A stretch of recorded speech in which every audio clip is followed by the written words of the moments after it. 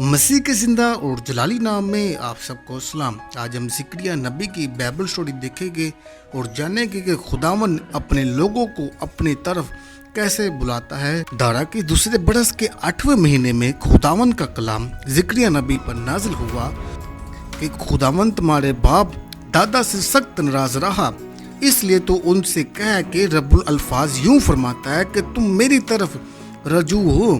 رب الالفاظ کا فرمان ہے کہ تو میں تمہاری طرف رجوع ہوں گا۔ رب الالفاظ فرماتا ہے کہ تم اپنے باپ دادا کی مانند نہ بنو، جن سے اگلے نبیوں نے بآواز بلند کہا کہ خداوند یوں فرماتا ہے کہ تم اپنی بری روش اور بدعمالی سے باز آ پڑو۔ انہوں نے نہ سنا اور مجھے نہ مانا۔ خداوند فرماتا ہے کہ تمہارے باپ دادا کہاں ہیں؟ کیا انبیاء ہمیشہ زندہ رہتے ہیں؟ لیکن میرا کلام اور میرے آئین جو میں نے اپنے خدمت گزار نبیوں کو فرمائے تھے، کیا وہ تمہارے باپ دادا پر پورے نہیں ہوئے؟ چنانچہ انہوں نے رجوع لا کر کہ رب الفاظ اپنے ارادہ کے مطابق ہماری عادت اور ہمارے اعمال کا بدلہ دیا ہے۔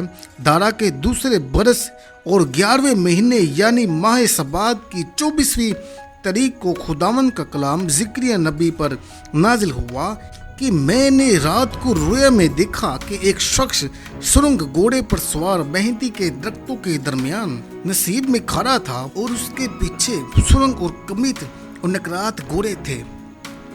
تب میں نے کہا، اے میرے آقا، یہ کیا ہے؟ اس پر فرشتہ نے مجھ سے گفتگو کرتا تھا کہ میں نے تجھے دکھاؤں گا کہ یہ کیا ہے۔ اور جو شخص مہندی کے درختوں کے درمیان کھڑا تھا کہنے لگا، یہ وہ ہے جن کو خداوند نے بھیجا ہے کہ ساری دنیا میں سیر کرے۔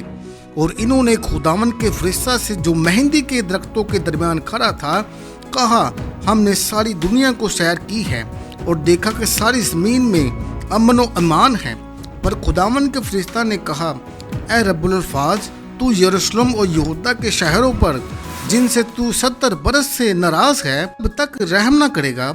اور خداوند نے اس فرشتہ کو جو مجھ سے گفتگو کرتا تھا ملائم اور تسلی بخش جواب دیا۔ تب اس فرشتہ نے جو مجھ سے گفتگو کرتا تھا مجھ سے کہا بلند آواز سے کہ کہہ، رب الالفاظ یوں فرماتا ہے کہ جو مجھے یروشلم اور شیون کے لیے بڑی غیرت ہے، اور میں ان قوموں سے جو آرام میں ہیں نہایت ناراض ہوں، کیونکہ جب میں تھوڑا ناراض تھا تو انہوں نے اس وقت کو بہت زیادہ کر دیا۔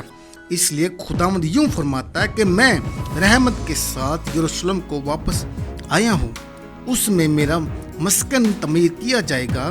رب الالفاظ فرماتا ہے کہ اور یروشلم پر سوت کھینچا جائے گا۔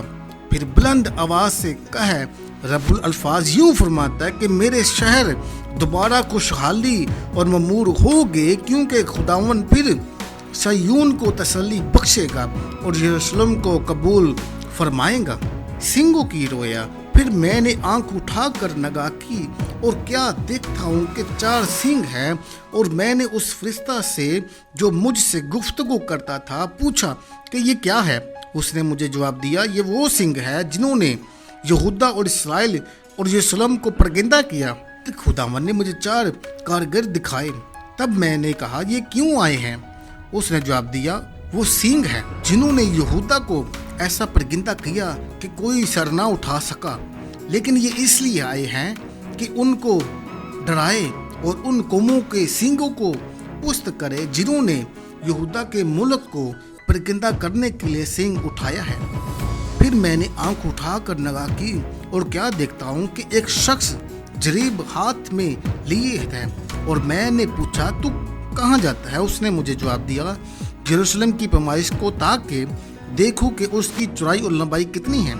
اور دیکھو وہ فرشتہ جو مجھ سے گفتگو کرتا تھا روانہ ہوا، اور پھر دوسرا فرشتہ اس کے پاس آیا اور اس سے کہا کہ دور اور اس جوان سے کہہ کہ یروشلم انسان و حیوان کو کثرت کے باعث بے فصیل بستیوں کی مانند آباد ہوگا، کیونکہ خداوند فرماتا ہے کہ میں اس کے لیے چاروں طرف آتشی دیوار ہوں گا، اور اس کے اندر اس کی سکت ہے، जला वतनों को वापस आने की पुकार सुनो।